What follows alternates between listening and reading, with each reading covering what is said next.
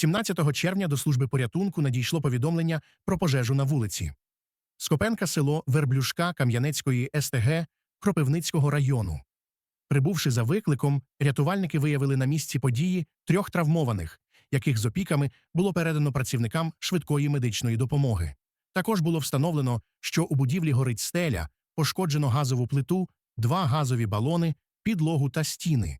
Пожежу було ліквідовано.